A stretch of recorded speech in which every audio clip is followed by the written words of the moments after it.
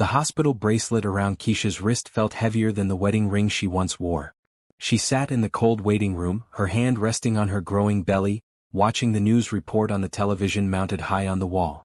There was her husband Marcus Sterling, billionaire tech mogul, standing next to a beautiful blonde woman in a designer dress. The reporter's voice cut through the air like glass. Marcus Sterling announces his engagement to socialite Victoria Hamilton, just 3 months after his divorce was finalized.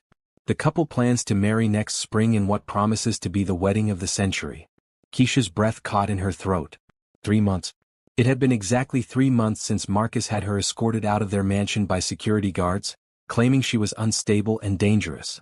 3 months since he filed for divorce, painting her as a gold digger who had trapped him into marriage.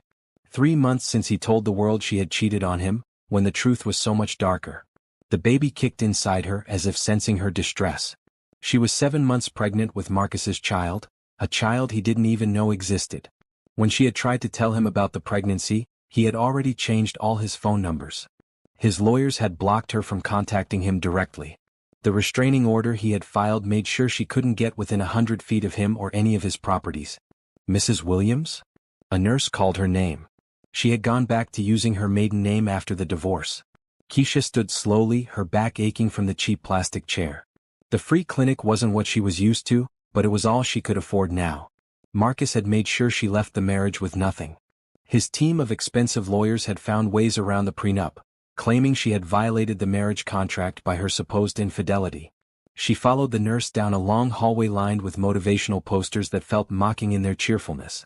"Everything is going to be fine," one read, showing a sunrise over mountains. Keisha almost laughed at the cruel irony. In the examination room, Dr. Patel smiled warmly as she entered. He was one of the few people who still treated her with kindness, even though he knew who she used to be. The local news had covered her fall from grace extensively, painting her as the villain in Marcus's story. "How are we feeling today, Keisha?" Dr. Patel asked, washing his hands at the small sink. "Tired," she admitted, settling onto the examination table. "And angry." Dr. Patel nodded understandingly as he prepared the ultrasound machine.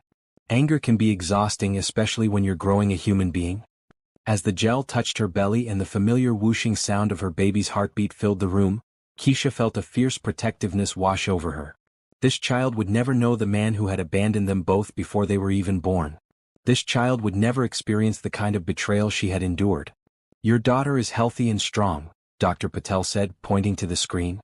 "Her heart rate is perfect." "Daughter?" Keisha's eyes filled with tears. She had asked not to know the gender before, but somehow hearing it now felt right. "Yes, you're having a little girl."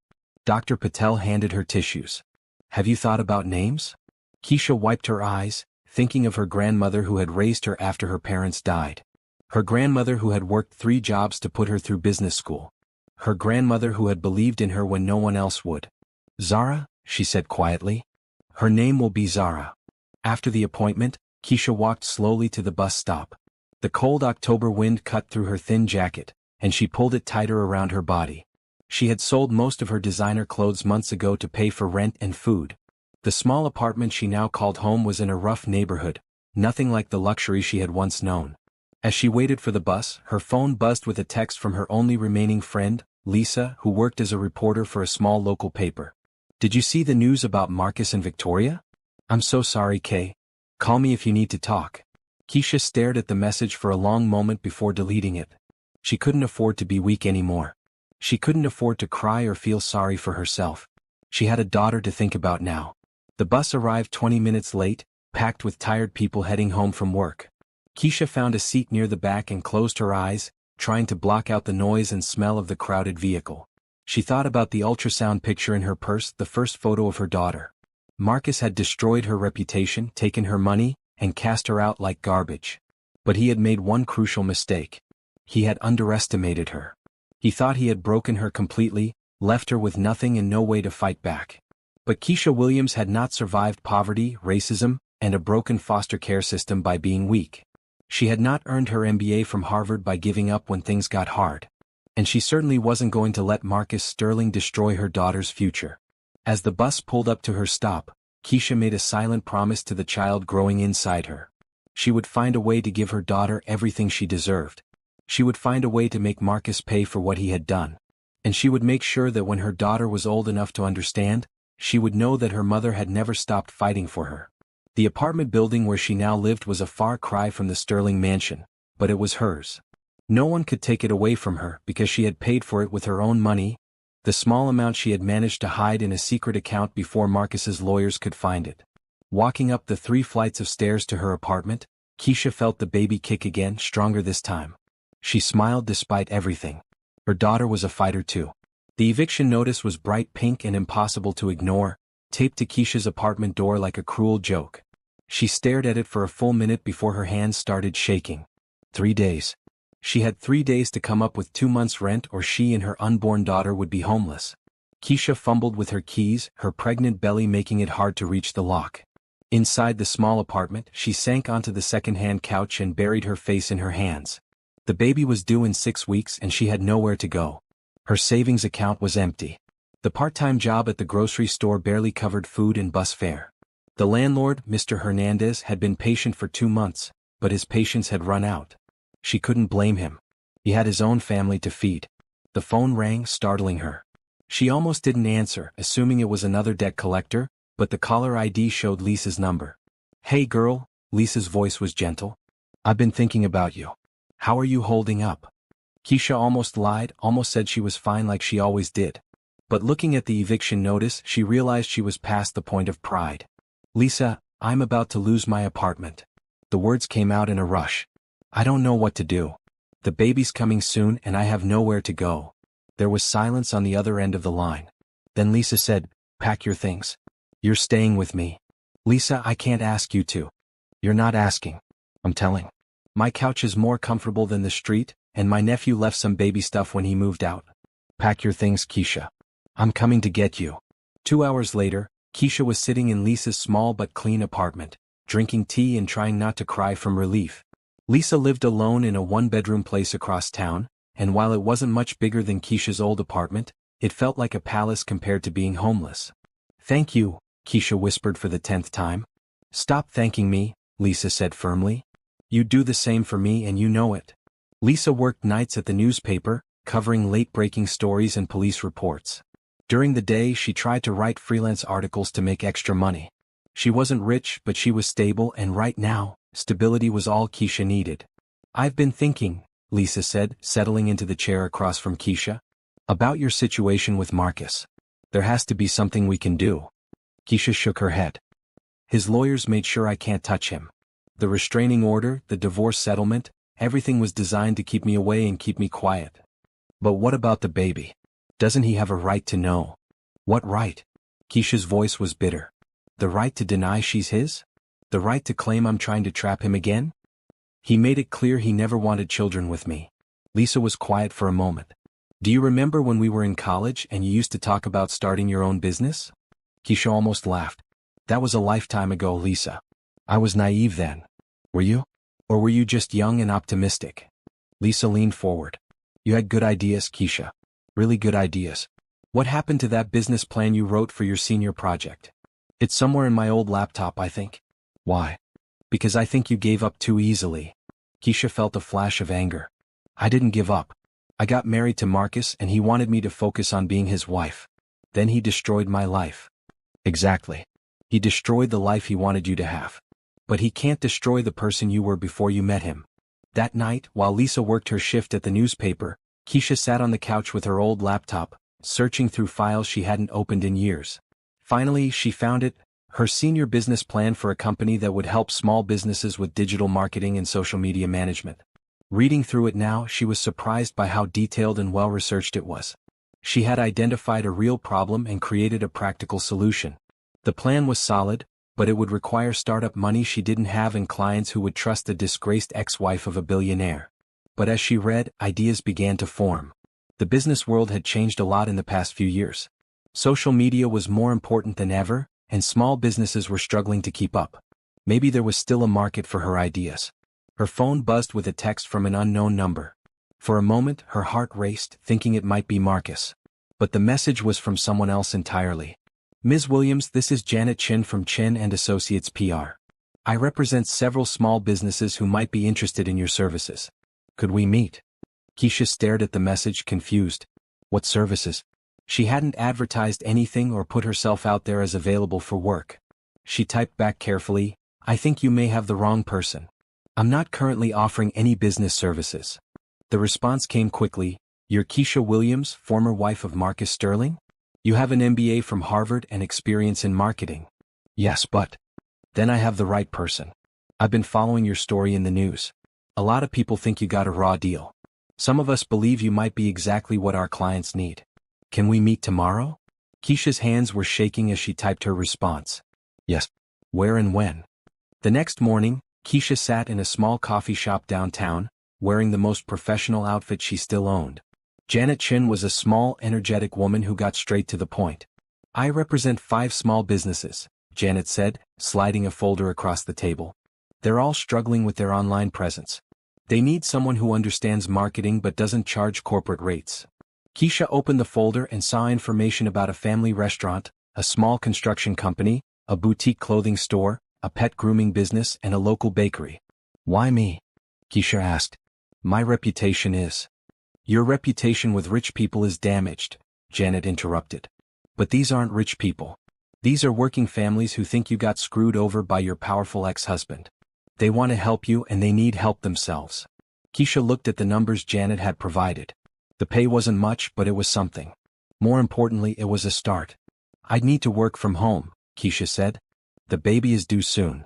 That's fine. Most of this work can be done remotely anyway. As Keisha walked back to Lisa's apartment, she felt something she hadn't felt in months. Hope. It wasn't much, but it was a beginning. Her daughter would be born into struggle but not into hopelessness. That evening, as she felt her daughter moving inside her, Keisha made another promise. She would build something from nothing. She would prove that Marcus Sterling had made a mistake when he threw her away.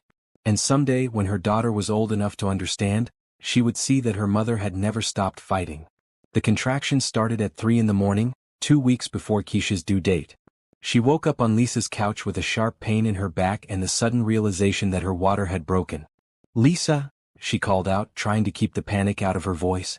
Lisa appeared in the doorway instantly, already reaching for her keys. Is it time? I think so. Another contraction hit, stronger than the first. Oh God, this is really happening. The ride to the hospital was a blur of pain and fear. Keisha gripped Lisa's hand in the passenger seat, breathing through contractions while Lisa drove through the empty streets at 4 in the morning. You're going to be okay, Lisa kept saying. Both of you are going to be okay. At the hospital, everything moved quickly. Nurses, doctors, machines, bright lights. Keisha found herself in a delivery room with Dr. Patel, who had somehow been called in despite the early hour. Your daughter is eager to meet the world, he said with a smile. Are you ready to meet her? 8 hours later, Keisha held her daughter in her arms for the first time. Zara Williams was tiny but perfect, with a full head of dark hair and her mother's determined chin.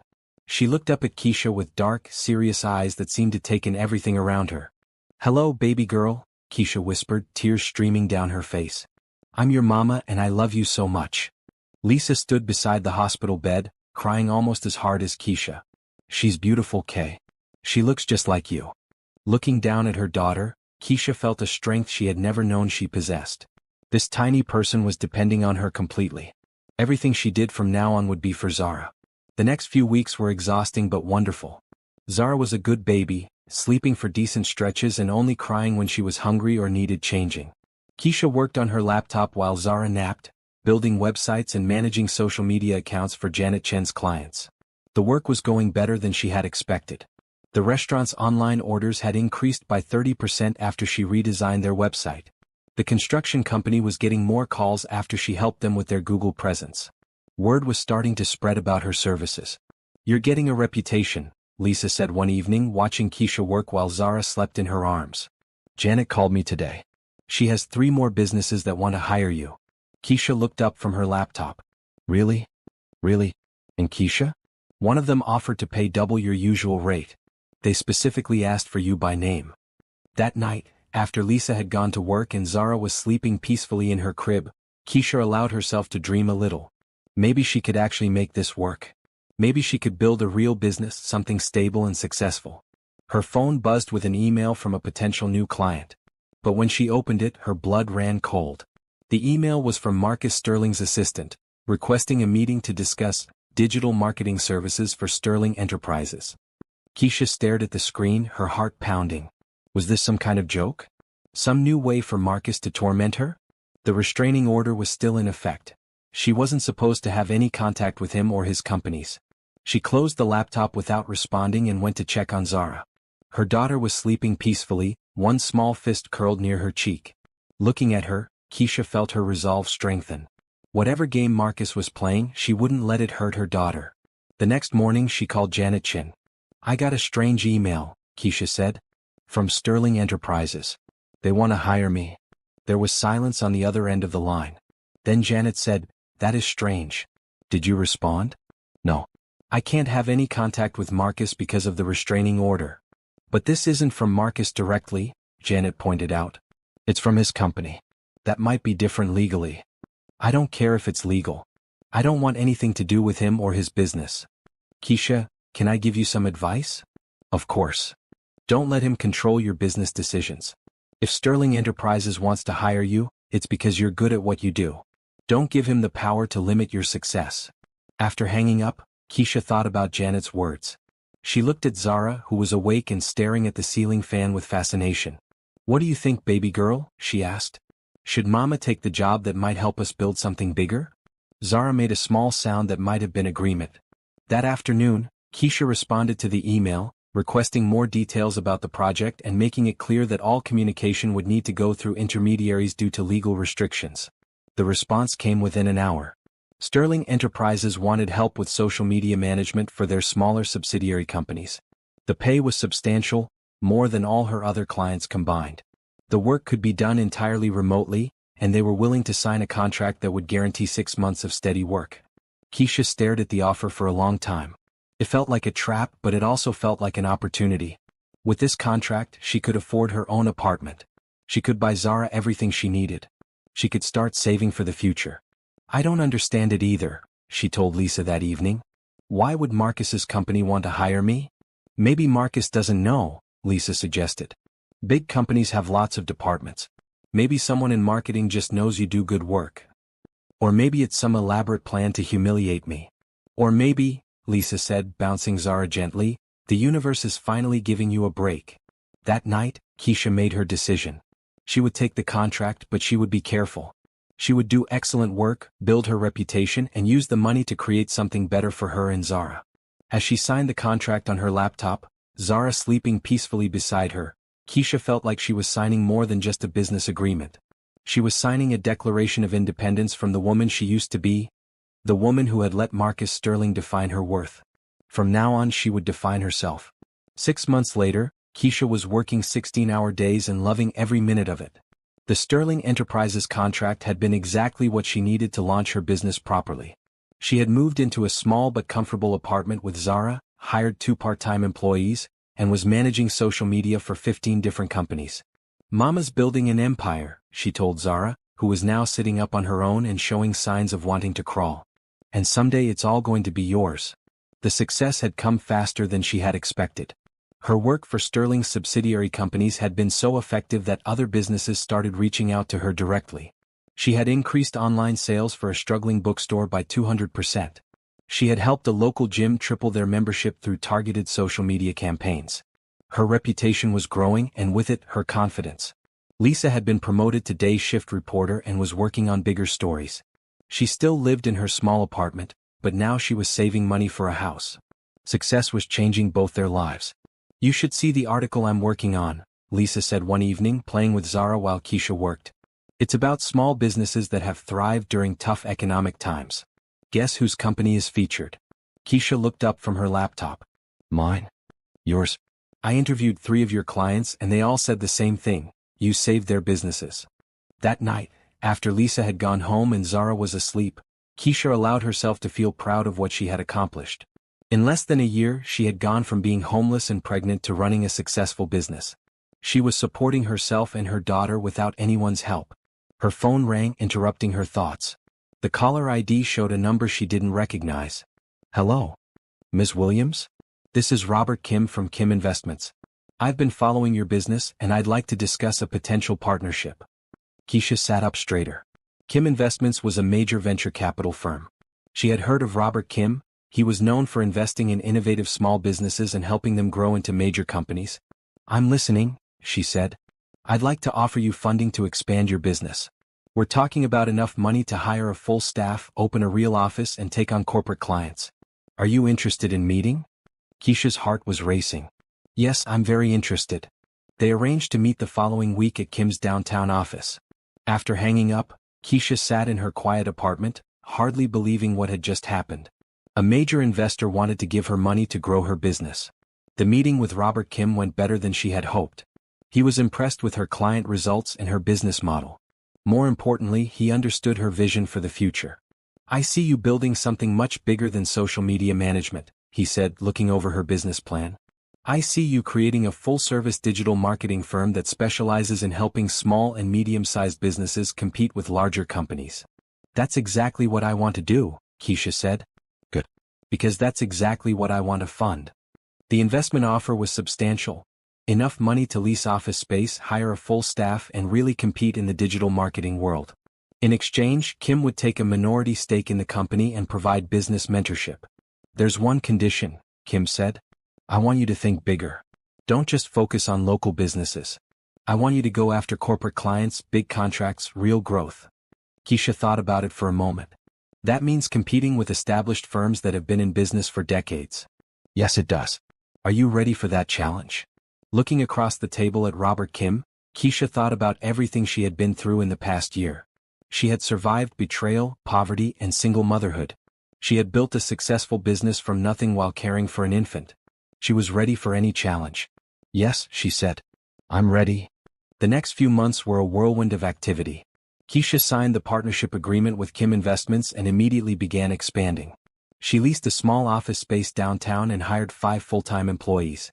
She brought in Lisa as her head of content creation and communications. "I can't believe this is happening," Lisa said on their first day in the new office. "A year ago you were sleeping on my couch. Now you're running a real company." "We're running a real company," Keisha corrected. "I couldn't do this without you." Zara had her own corner of the office, complete with a playpen and toys. Keisha had interviewed several nannies but decided she wanted to keep her daughter close during these crucial early months of expansion. The first major corporate contract came from an unexpected source. A mid-sized tech company had been following Keisha's work with Sterling's subsidiaries and wanted to hire her firm directly. The contract was worth more than everything else she had earned combined. "This is it," Robert Kim said when she called to tell him about the contract. "This is your breakthrough moment. Do excellent work on this project, and word will spread through the corporate world." Keisha threw herself into the project, working closely with her team to create a comprehensive digital marketing strategy for the tech company. They redesigned the client's website, launched targeted social media campaigns, and implemented an email marketing system that increased customer engagement by 400%. The results were so impressive that the client referred Keisha's firm to 3 other companies. Within 6 months, she was managing digital marketing for 12 corporate clients and had expanded her team to 15 employees. "You're doing something remarkable here," Robert Kim told her during one of their regular check-in meetings. "Your client retention rate is nearly perfect, and your results are consistently exceptional. Have you thought about what comes next?" "What do you mean?" "I mean, at the rate you're growing, you're going to be competing with the biggest marketing firms in the country within a few years. Are you prepared for that level of competition?" Keisha looked out the window of her office at the city skyline. Somewhere out there, Marcus Sterling was probably in his corporate tower, making deals and building his empire. He had no idea that the woman he had thrown away like garbage was building something that might one day rival his success. "Yes," she said. "I'm prepared."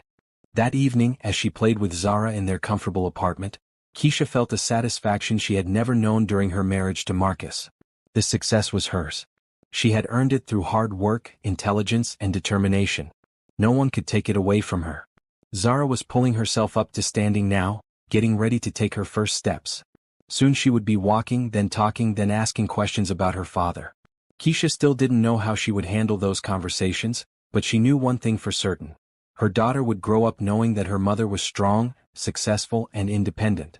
Whatever the future held, they would face it together. 2 years after starting her company, Keisha Williams was featured on the cover of Business Weekly magazine. The headline read, "From Poverty to Power, How One Woman Built a Marketing Empire."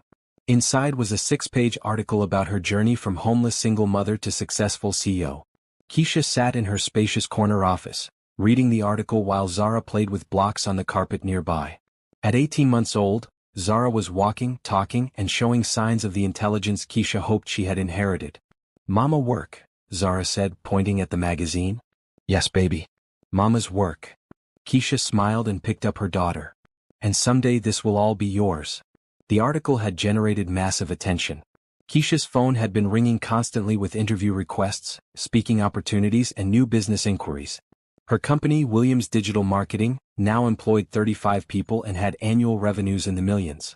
Lisa knocked on the office door and entered with a huge smile. "Have you seen the news coverage?" "What news coverage?" Lisa turned on the wall-mounted television and switched to the local news channel. There was Keisha's photo on the screen, and the anchor was talking about her success story. Local businesswoman Keisha Williams has been named one of the city's top entrepreneurs under 35, the anchor said. Her company has revolutionized digital marketing for small and medium-sized businesses, and she's being recognized as one of the most innovative minds in the industry. Keisha watched in amazement as the story continued, showing footage of her office and interviews with her employees. This was real. She had actually done it. "There's more," Lisa said, changing the channel to a national business network. "You're trending on social media, and 3 different publishers want to offer you book deals." That afternoon, Robert Kim stopped by the office with champagne and congratulations. "You've exceeded every projection we made," he said, raising his glass. "Your company is valued at 10 times what it was when we started this partnership." "What does that mean exactly?" Keisha asked. "It means you're officially a millionaire. Actually, you're officially a multimillionaire." Keisha set down her champagne glass and stared at him. "Are you serious?" "Dead serious. If you wanted to sell the company today, you'd walk away with enough money to never work again." That evening, after everyone had gone home and Zara was sleeping peacefully in her crib, Keisha sat alone in her office and thought about how much her life had changed. 3 years ago, she had been married to a billionaire but had no money of her own. Now she was wealthy through her own efforts. Her phone buzzed with a text message from an unknown number. "Congratulations on your success. You've come a long way from the woman I married." Keisha stared at the message, her heart pounding. Marcus. After 3 years of silence, he was reaching out to her. She wondered if he had seen the magazine article or the news coverage. She typed and deleted several responses before settling on, "Thank you. I hope you're well." His response came immediately, "I'd like to talk. Can we meet?" Keisha's first instinct was to say no. The restraining order had expired, but she still had no desire to see Marcus Sterling. But then she thought about everything that had happened, everything she had accomplished, and she realized something important. She wasn't afraid of him anymore. "When and where?" she typed. "Tomorrow, lunch at the Riverside Cafe. Just the 2 of us." The next day, Keisha dropped Zara off at daycare and drove to the restaurant. She had chosen her outfit carefully, a professional but elegant dress that showed how successful she had become without being flashy about it. Marcus was already waiting at a corner table when she arrived. He looked older, more tired than she remembered. Success had aged him, while her struggles had made her stronger. "Keisha," he stood as she approached the table. "You look incredible." "Thank you." She sat down across from him, keeping her expression neutral. "You wanted to talk." Marcus seemed nervous, which surprised her. The Marcus she had been married to was never nervous about anything. "I saw the magazine article," he said. "I'm impressed. Really impressed. I'm sure you didn't ask me here just to congratulate me on my success." He laughed, but it sounded forced. "Always straight to the point. I missed that about you." Keisha waited for him to get to his real purpose. "I want to apologize," Marcus said finally, "for how things ended between us. For the things I said and did. I was wrong and I'm sorry." Keisha studied his face, looking for signs of sincerity. "Why now? Why apologize after all this time?" Marcus was quiet for a moment. "Because I've had time to think about what I lost. Because Victoria and things aren't working out the way I thought they would. So that was it." His perfect new life wasn't so perfect, and now he was feeling nostalgic for what he had thrown away. "I'm sorry to hear that," Keisha said, though she didn't mean it. "Keisha, I want to try again. I want us to try again." She almost laughed out loud. "Marcus, you destroyed my life. You painted me as a liar and a cheat. You made sure I left our marriage with nothing. And now you want to try again? I know I hurt you, but you don't know anything." Keisha's voice was calm but firm. "You have no idea what I went through after you threw me out. You have no idea what it was like to be homeless and pregnant and completely alone. Marcus looked confused. Pregnant? For a moment, Keisha considered telling him about Zara. But then she realized that he had forfeited any right to know about his daughter when he had destroyed their marriage. It doesn't matter now, she said. That's in the past. But we could have a future. Think about it, Keisha. Your business, my resources.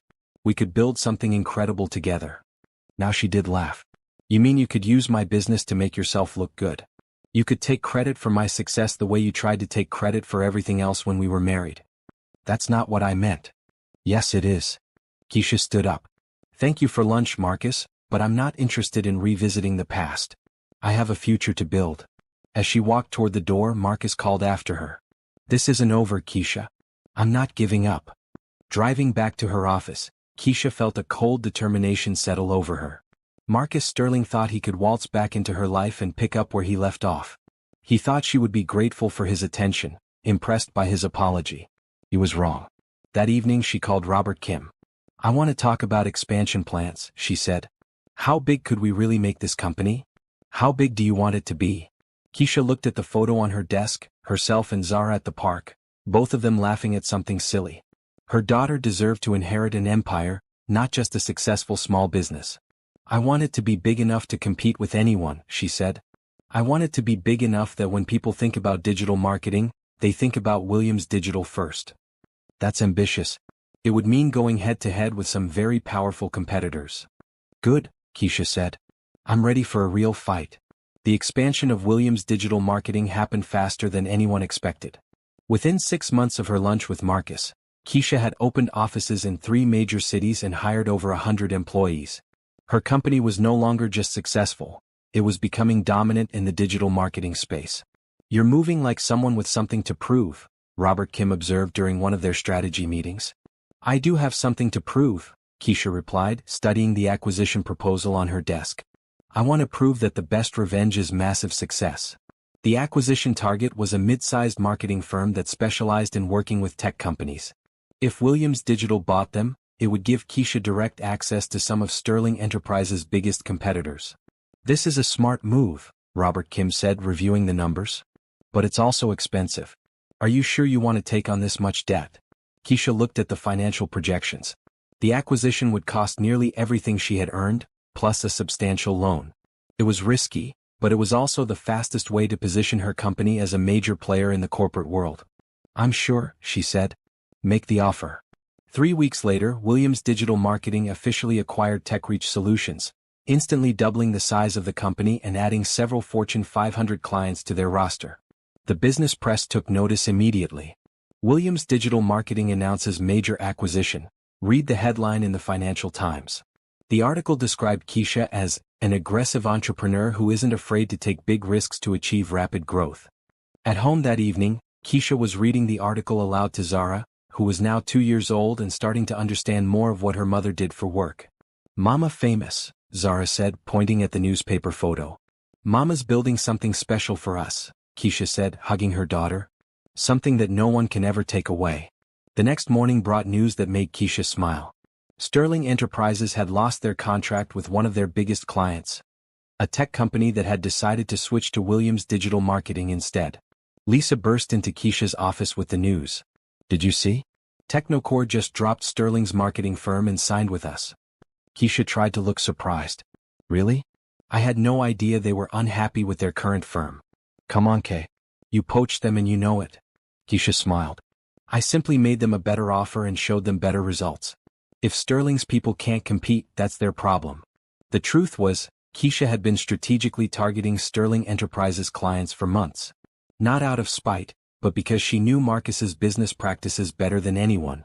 She knew which clients were unhappy, which contracts were up for renewal, and which companies were looking for better results. Over the next few months, 3 more of Sterling's clients switched to Williams Digital. Each loss had to be costing Marcus millions in revenue. You're playing a dangerous game, Lisa warned during one of their weekly planning meetings. Marcus Sterling isn't going to just sit back and let you steal his clients. I'm not stealing anything, Keisha replied. I'm competing. There's a difference. But Lisa was right to be concerned. 2 days later, Keisha received a call from her lawyer. We have a problem, attorney Sarah Martinez said.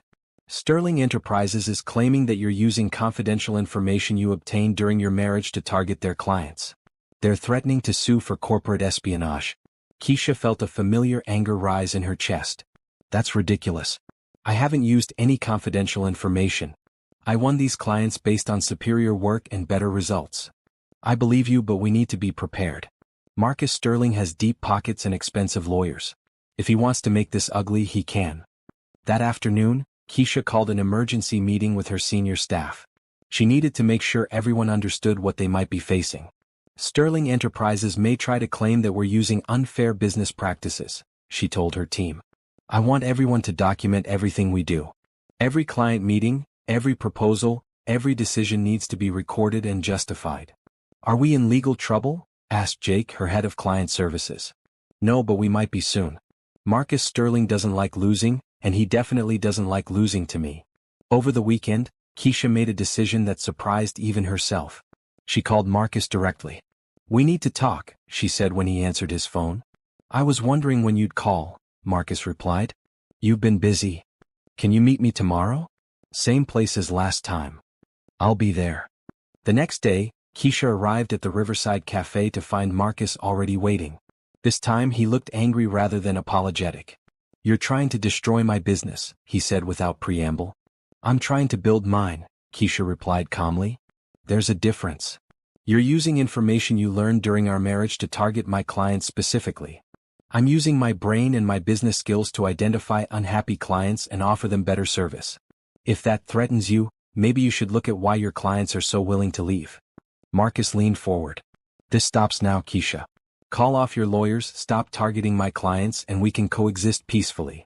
Or what? Or I'll make things very difficult for you. I have resources you can't imagine.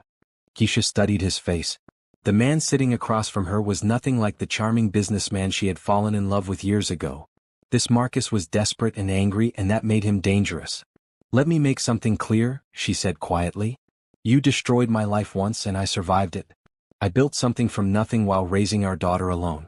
If you think you can intimidate me now, you're more foolish than I thought. Marcus's eyes widened. Our daughter? Keisha realized what she had said. For a moment she considered denying it, but then she decided she was tired of hiding. Yes, our daughter. Zara is 2 years old and she's brilliant and beautiful and everything you'll never deserve to know. Marcus stared at her in shock. You were pregnant when we divorced? I was pregnant when you threw me out like garbage. I tried to tell you, but you had already changed your phone numbers and filed restraining orders. Keisha, You what? You're sorry? You want to meet her? You want to be a father? Keisha's voice was getting louder. You gave up that right when you chose your reputation over your family. She stood up to leave, but Marcus grabbed her arm.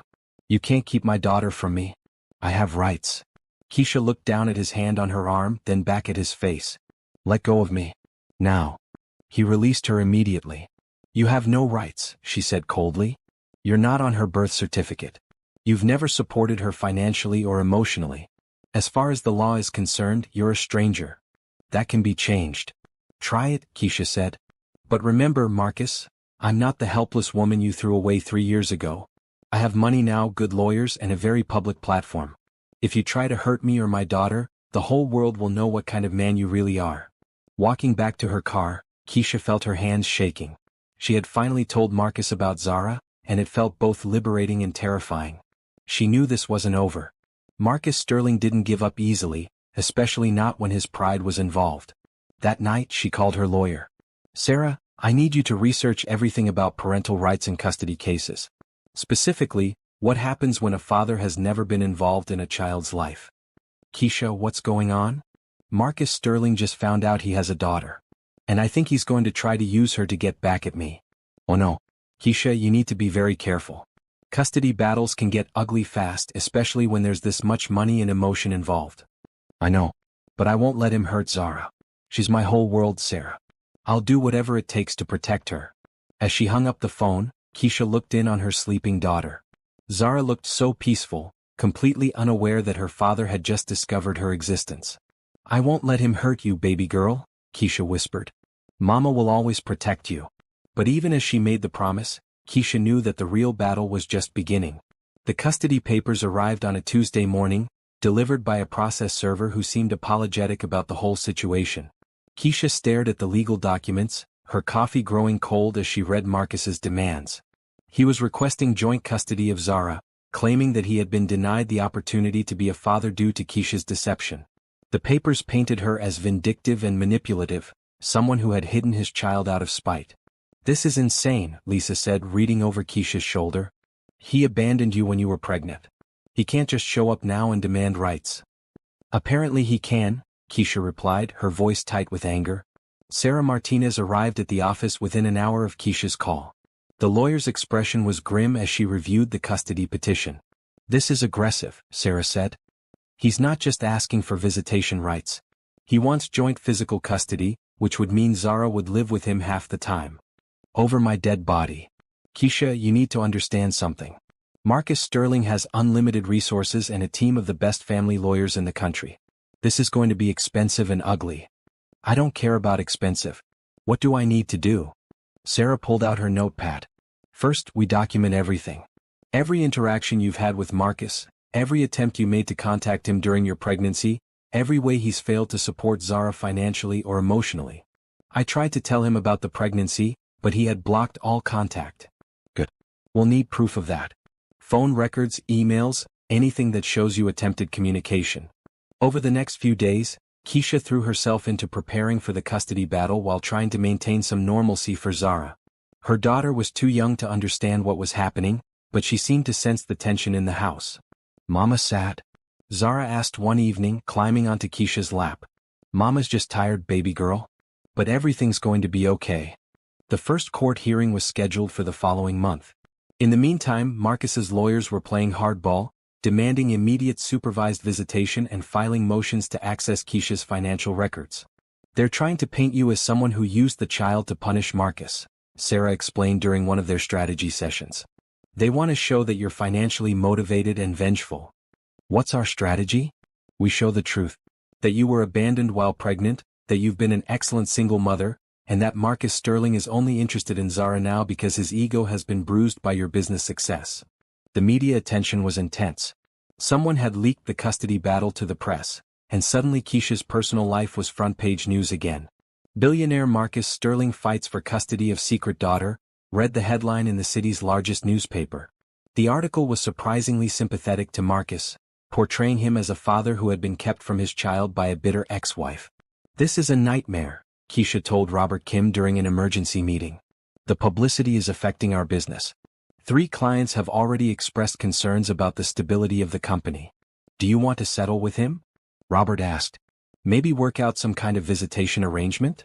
"No." Keisha's voice was firm. "He doesn't get to waltz back into our lives just because it's convenient for him.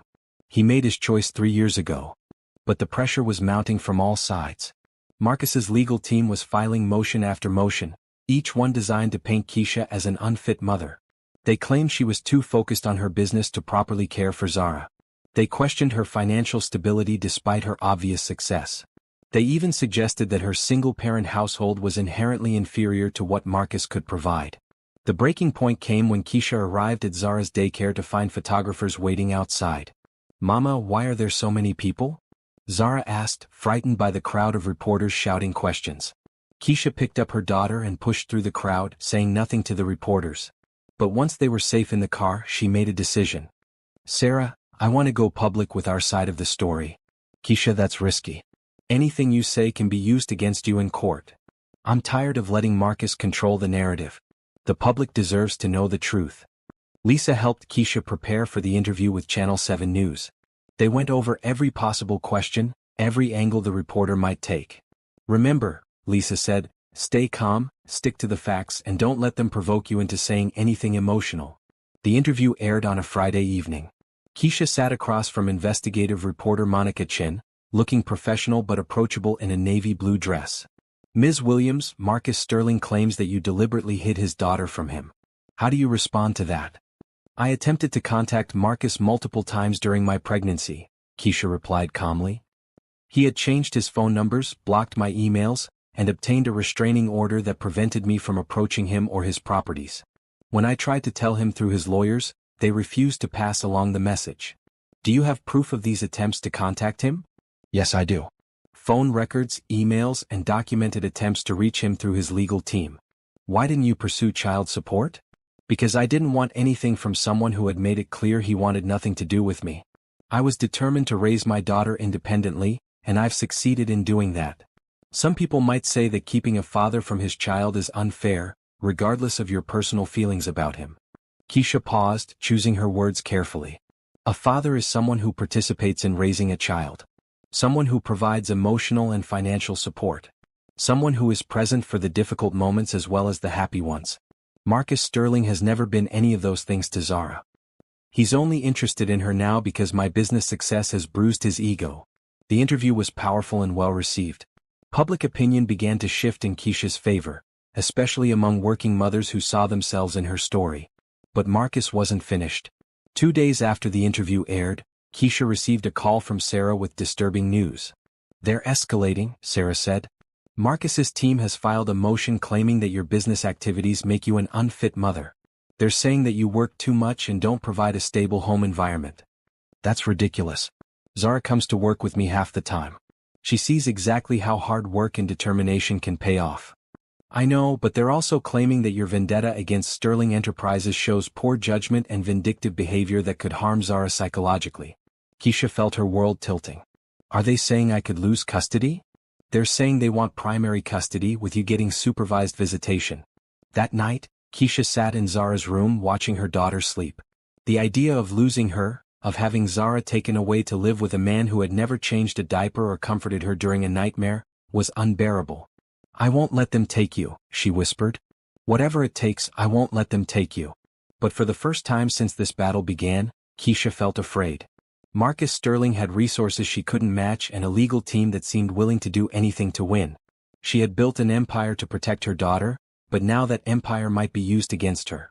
The real fight was just beginning. Keisha was in her office at 6 in the morning, poring over legal documents and business reports, when she discovered something that changed everything. Hidden in the financial records of one of Marcus's subsidiary companies was evidence of the kind of corporate malfeasance that could destroy a business empire. She had been reviewing old contracts from her Sterling Enterprises work, looking for anything that might help her custody case, when she noticed irregularities in the billing practices of Sterling Financial Services. The subsidiary had been overcharging clients systematically, hiding fees in complicated legal language that most businesses wouldn't catch. "Sarah, you need to see this," Keisha said, calling her lawyer at home despite the early hour. "What did you find?"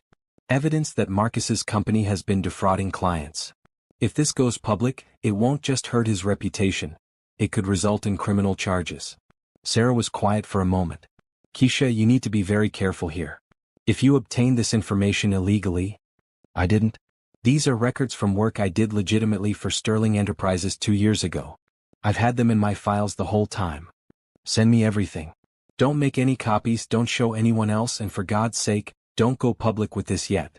An hour later, Sarah was in Keisha's office, reviewing the documents with the intensity of a detective solving a murder case. "This is bad," Sarah said finally. "Really bad.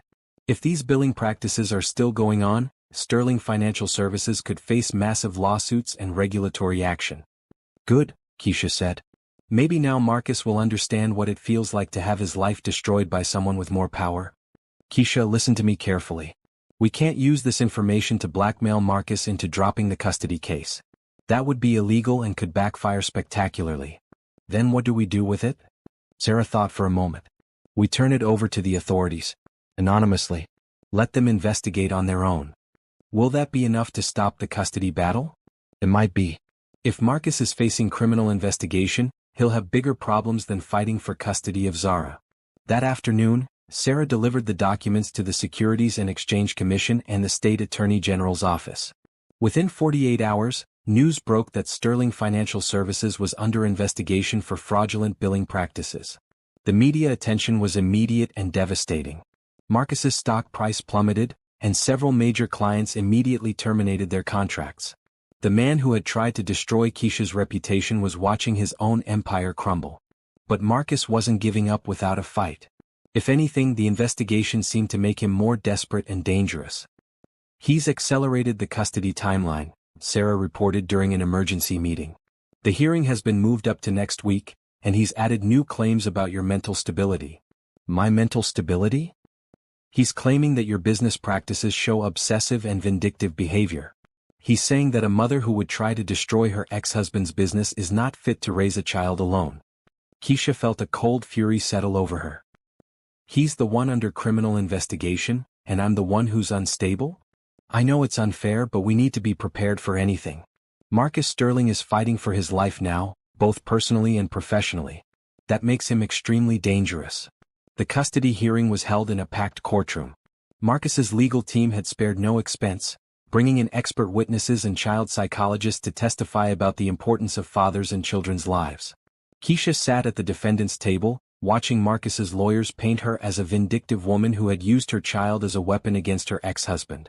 They claimed she was obsessed with revenge and that her business success was built on stealing clients from Sterling Enterprises through unethical means.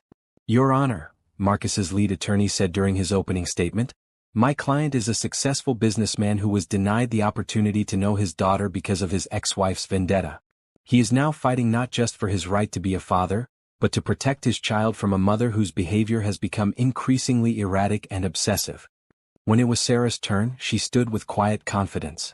Your Honor, the evidence will show that Marcus Sterling abandoned his wife when she was pregnant, refused all attempts at communication, and only became interested in his daughter when his ex-wife's success began to threaten his ego. This is not about a father's rights. This is about a powerful man trying to control a woman who dared to succeed without him. The first day of testimony was brutal. Marcus's team called witness after witness to testify about Keisha's aggressive business tactics and her supposed obsession with destroying Sterling Enterprises. But on the second day, Sarah began her counterattack. Mr. Sterling, she said during cross-examination, you claim you want to be involved in your daughter's life. How many times have you attempted to see her since learning of her existence? I filed for custody immediately, Marcus replied. That's not what I asked. How many times have you attempted to visit Zara or spend time with her outside of this legal proceeding? Marcus was quiet for a moment. Her mother won't allow it. Have you asked? Have you called Ms. Williams and requested a meeting with your daughter? No, but have you sent birthday gifts? Christmas presents? Cards or letters? No. Have you attempted to provide any financial support for Zara's care in the past 3 years? I didn't know she existed. But you've known for 4 months now. Have you sent any money for her support since then?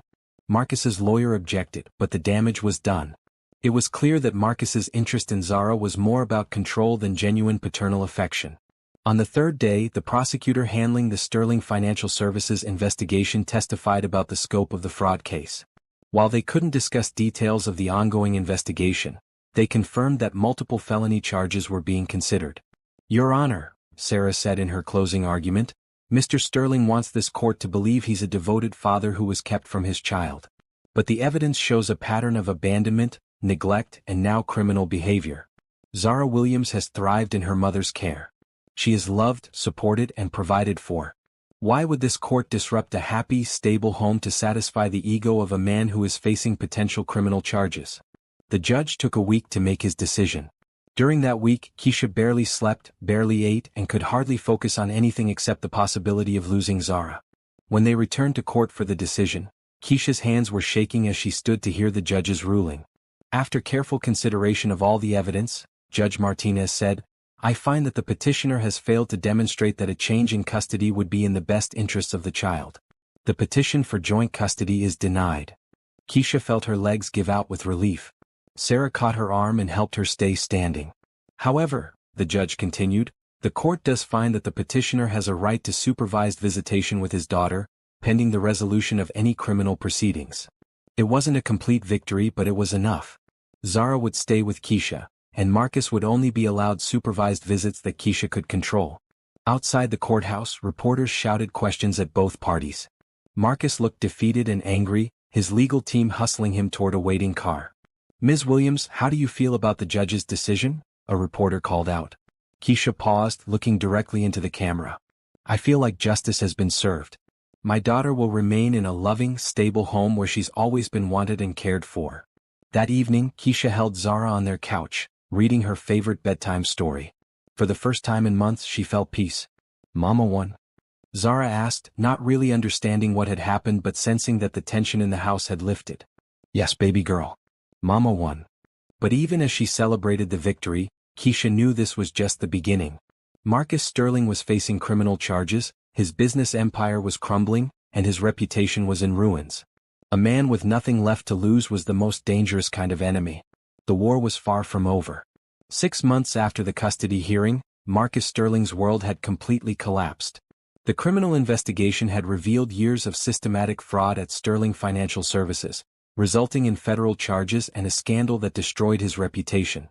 His engagement to Victoria had ended when she realized he was about to lose everything. His business empire was being dismantled by prosecutors and creditors. Keisha, meanwhile, had never been more successful. Williams Digital Marketing had become the largest independent marketing firm in the region, with offices in 5 cities and contracts with dozens of major corporations. The publicity from the custody battle, rather than hurting her business, had actually helped it grow as people admired her determination and success. "You're officially the most powerful businesswoman in the city," Robert Kim told her during their quarterly review meeting. "Your company is valued at over $50 million, and you personally are worth about $35 million. Keisha looked out the window of her corner office at the city skyline. Somewhere out there, Marcus was probably in another lawyer's office, trying to figure out how to avoid prison time. "I want to make an offer," she said suddenly. "What kind of offer?" "I want to buy Sterling Enterprises." Robert nearly choked on his coffee. "Are you serious?" "Dead serious. Marcus is desperate for cash to pay his legal bills and settle the fraud claims. The company is worth a fraction of what it used to be. This might be our chance to acquire a major competitor at a bargain price." "Keisha, that's brilliant, but it's also incredibly risky. Sterling Enterprises is toxic right now. Their reputation is destroyed. Reputations can be rebuilt. The company has good bones, solid infrastructure, valuable contracts, experienced employees. Under new management, it could be profitable again." "You want to buy your ex-husband's company out from under him?" Keisha smiled. "I want to save a good company from his bad management. If that happens to be poetic justice, well, that's just a bonus." The acquisition negotiations took 3 months. Marcus's lawyers tried to block the sale, but he was in no position to be picky about buyers. He needed cash immediately, and Keisha was offering a fair price for a company that was hemorrhaging money and clients. The day the sale was finalized, Keisha stood in the lobby of what had once been Sterling Enterprises and was now Williams Digital Holdings. The building where she had once been escorted out by security guards was now hers. "This is surreal," Lisa said, standing beside her. 3 years ago he threw you out of this building. Now you own it." "It's not about ownership," Keisha replied. "It's about justice. The employees here deserve better leadership. The clients deserve better service. And Zara deserves to inherit something substantial." The transition was surprisingly smooth. Most of Sterling's employees were relieved to have stable leadership again, and many of the clients who had left during the scandal agreed to return under Keisha's management. But Marcus himself was not handling the loss well. He had been calling Keisha's office repeatedly, demanding meetings and making threats. His supervised visitation with Zara had been suspended after he showed up to one session clearly intoxicated and became belligerent with the court-appointed monitor. "He's unraveling," Sarah warned during one of their regular check-ins. "Men like Marcus Sterling don't handle powerlessness well. You need to be careful." "I'm always careful. I have excellent security, and Zara is never alone. I'm not just talking about physical safety. He might try other ways to hurt you." Sarah's warning proved prophetic. A week later, Keisha arrived at work to find her office ransacked. Nothing had been stolen, but files were scattered, furniture was overturned, and someone had spray-painted "thief" across her desk. Security footage showed a figure in dark clothing and a baseball cap entering the building after hours, but the face wasn't clearly visible. The police investigation yielded no concrete evidence, but everyone knew who was responsible. "That's it," Keisha told her head of security. "I want protection for Zara around the clock. And I want Marcus Sterling watched. Ms. Williams, that could be seen as harassment. I don't care how it's seen. My daughter's safety is more important than legal niceties." The final confrontation came on a rainy Thursday evening. Keisha was working late in her office, reviewing contracts for a major new client, when her security team called. "Ms. Williams, we have a situation. Marcus Sterling is in the building. He got past lobby security somehow." Keisha's blood went cold. "Where is he?" "Heading up to your floor. Police are on the way, but..." The line went dead. Keisha quickly called Lisa, who was at home with Zara. "Lisa, take Zara and go to your mother's house. Now." Don't ask questions, just go. She hung up and locked her office door, then called 911. But before the operator could answer, she heard footsteps in the hallway outside. Keisha. Marcus's voice was slurred with alcohol. I know you're in there. She could hear him trying door handles, getting closer to her office. Her heart was pounding, but she forced herself to stay calm. Keisha, you destroyed my life. You took everything from me. The door handle to her office rattled. Then there was a loud bang as he threw his weight against the door. You think you won? Marcus shouted through the door. You think you're so smart? I'll make sure you lose everything just like I did. Keisha pressed herself against the wall beside the door, holding her phone like a lifeline. The 911 operator was trying to get information from her, but she could barely speak. Another bang against the door, and this time she heard wood splintering. Then suddenly there were other voices in the hallway. Security guards and then police officers. She heard Marcus shouting, then sounds of a struggle. Ma'am, this is Officer Rodriguez. Are you okay in there? Keisha unlocked the door with shaking hands. Outside, Marcus was on his knees in handcuffs, ranting about injustice and revenge. He looked nothing like the powerful businessman she had once been married to. His hair was disheveled, his expensive suit was wrinkled and stained, and his eyes had the wild look of someone who had lost everything and had nothing left to lose. You did this to me, he screamed at Keisha as the officers prepared to take him away. You destroyed me. No, Marcus, Keisha said quietly. You did this to yourself. I just refused to let you destroy me too. As the police led Marcus away, Keisha sank into her chair and finally allowed herself to cry. Not from fear or sadness, but from relief. It was over. The man who had tried to control and destroy her was finally gone from her life. Later that evening, safe at Lisa's mother's house with Zara sleeping peacefully in her arms, Keisha reflected on everything that had happened.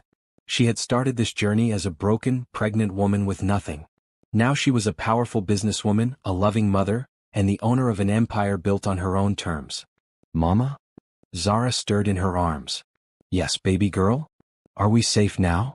Keisha looked down at her daughter's trusting face. Yes, sweetheart. We're safe now. And we always will be. 1 year later, Keisha stood at the podium of the Grand Ballroom in the city's most prestigious hotel, looking out at an audience of 500 business leaders, journalists, and community members. She was being honored as Business Person of the Year, an award that came with a crystal trophy and recognition from the mayor's office. 5 years ago, she began her acceptance speech, I was a single mother with nothing but determination and a dream. Today, Williams Digital Holdings employs over 300 people and has annual revenues exceeding $100 million. The audience applauded, but Keisha held up her hand for quiet. But success isn't just about money or recognition. True success is about overcoming obstacles, protecting the people you love, and building something that will last. True success is about proving that your worth isn't determined by what others think of you, but by what you accomplish through your own efforts.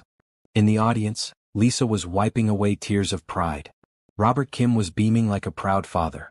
And in the front row, Zara, now 4 years old and dressed in a beautiful pink dress, was clapping enthusiastically for her mama.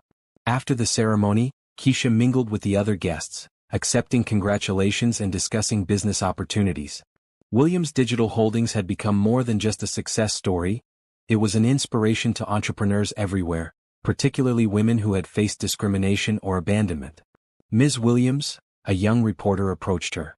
Can you comment on the news about Marcus Sterling? Keisha had been expecting this question. Earlier that week, Marcus had been sentenced to 5 years in federal prison for fraud, money laundering, and tax evasion. His entire business empire had been liquidated to pay restitution to the victims of his crimes. I think justice has been served, Keisha said simply. Mr. Sterling made choices that hurt many people, including his own employees and clients. I'm glad that those who were victimized will receive some compensation. Do you feel vindicated by his downfall? Keisha considered the question carefully. I don't take pleasure in anyone's suffering. But I do believe that actions have consequences. Mr. Sterling chose to prioritize his ego and his greed over integrity and responsibility. The justice system held him accountable for those choices. Later that evening, after the reception had ended and Zara was asleep in their luxurious penthouse apartment, Keisha sat on her balcony overlooking the city lights. She thought about the journey that had brought her to this moment, the pain, the struggle, the small victories that had built into something extraordinary. Her phone buzzed with a text message. For a moment, her heart skipped a beat, remembering the threatening messages Marcus used to send. But this message was from Sarah Martinez. Saw the news coverage of your award. So proud of what you've accomplished. By the way, Marcus's parental rights were officially terminated today. He signed the papers from prison. You and Zara are truly free now. Keisha read the message twice, letting the reality sink in. Marcus Sterling was no longer legally Zara's father. The man who had abandoned them both and then tried to use his daughter as a weapon in his war against Keisha was finally, completely out of their lives. She walked into Zara's room and stood beside her daughter's bed, watching her sleep peacefully. Zara had grown into a confident, intelligent little girl who knew she was loved unconditionally. She would grow up in a world of opportunity, surrounded by strong role models and unlimited possibilities. You'll never have to wonder if you're worthy of love, baby girl, Keisha whispered. You'll never have to prove your value to anyone. And you'll never have to depend on someone else for your happiness or security. The next morning brought news that surprised even Keisha. Victoria Hamilton, Marcus's former fiancée, had requested a meeting. They met at the same cafe where Keisha had confronted Marcus years earlier. Victoria looked different. Less polished, more genuine. The designer clothes and perfect makeup had been replaced by simple jeans and minimal cosmetics. I owe you an apology, Victoria said without preamble. I knew Marcus was lying about you during our relationship. I knew he was painting you as something you weren't, but I chose to believe him because it was convenient. Keisha studied the woman across from her. Why are you telling me this now? Because I've spent the last year in therapy, trying to understand how I became the kind of person who would help destroy an innocent woman's reputation. Marcus manipulated me, but I let him. I was so eager to be with a powerful man that I didn't care who got hurt. What do you want from me, Victoria? Nothing. I don't want your forgiveness or your friendship. I just wanted you to know that I know the truth now. Marcus Sterling is a narcissist who destroys everything he touches. You escaped him and built something beautiful. I admire that. Victoria stood to leave, then paused. For what it's worth, I'm glad you won. The world needs more women like you and fewer men like him. After Victoria left, Keisha sat alone at the cafe thinking about forgiveness and growth. She realized that her anger toward Marcus, and even toward Victoria, had faded into something closer to pity. They had both chosen easy paths that led to destruction, while she had chosen the difficult path that led to strength. That afternoon, Keisha made a decision that surprised everyone, including herself.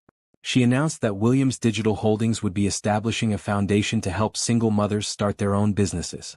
The Zara Williams Foundation, she told the press conference, will provide grants, mentorship, and resources to women who want to build something for themselves and their children.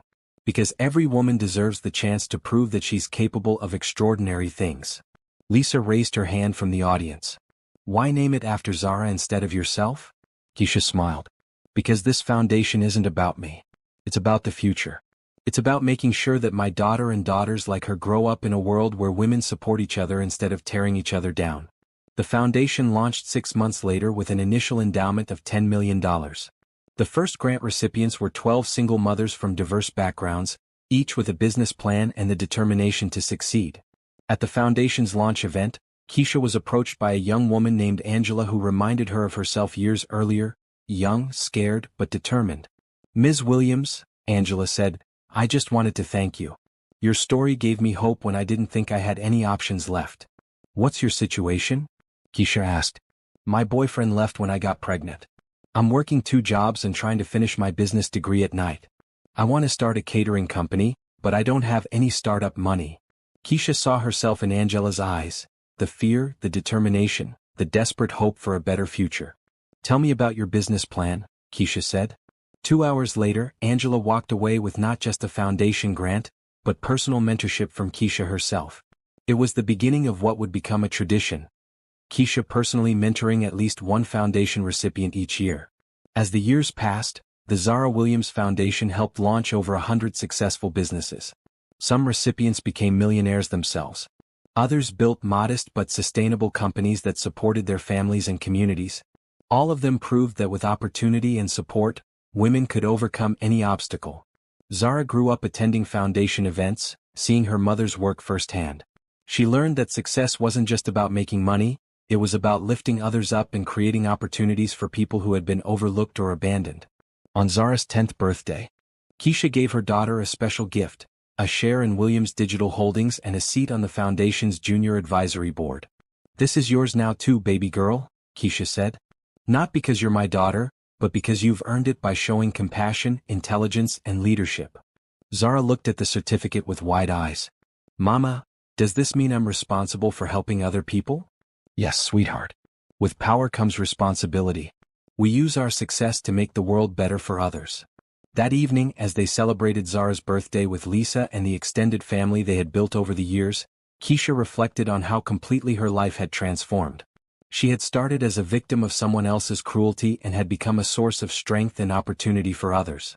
Marcus Sterling was serving his prison sentence in a minimum security facility, largely forgotten by the business world that had once celebrated him. His empire had been dismantled, his reputation destroyed, his legacy reduced to a cautionary tale about the dangers of unchecked greed and narcissism. But Keisha's legacy was still being written. Every business that succeeded because of foundation support, every woman who found the courage to leave an abusive relationship because of Keisha's example, every child who grew up knowing their mother was strong and capable. These were the true measures of her success. As she tucked Zara into bed that night, her daughter asked the question that had been coming more frequently as she got older. "Mama, will you ever tell me about my father?" Keisha had been preparing for this conversation for years. She sat on the edge of Zara's bed and chose her words carefully. "Your father is a man who made bad choices," she said. "He chose power over love, money over family, and ego over integrity. Those choices led him down a dark path that hurt many people, including us. Do I look like him? You have his eyes and his stubborn chin. But everything important about you, your kindness, your intelligence, your strength, those come from you. You are not defined by your father's failures any more than you're defined by my successes. You are your own person capable of amazing things. Will I ever meet him?" Keisha paused. Marcus would be eligible for parole in 2 years, though she doubted he would be released early given his lack of remorse and continued legal troubles. "Maybe someday if you choose to and if it's safe. But remember, sweetheart, being a parent isn't about biology. It's about love, support, and commitment. The people who have raised you, who have been there for every important moment, who have celebrated your victories and comforted you through difficulties, those are your real family." Zara nodded solemnly. "Like you and Aunt Lisa and Uncle Robert and everyone at the foundation?" "Exactly like that." As Keisha turned off the bedroom light, she felt a deep sense of peace. She had not just survived Marcus Sterling's attempt to destroy her. She had thrived beyond anything he could have imagined. She had built an empire not through cruelty or manipulation, but through hard work, integrity, and genuine care for others. The girl who had once been thrown away like garbage had become a woman who created opportunities for others. The victim had become a victor, not through revenge but through resilience. And most importantly, the daughter she had protected and nurtured was growing into exactly the kind of person the world needed more of: strong, compassionate, and determined to make a difference. Justice, Keisha realized, wasn't about punishment. It was about proving that goodness could triumph over cruelty, that integrity could defeat corruption, and that love could overcome hate. Standing in her daughter's doorway, watching Zara sleep peacefully in the beautiful life they had built together, Keisha knew that justice had been served in the most complete way possible.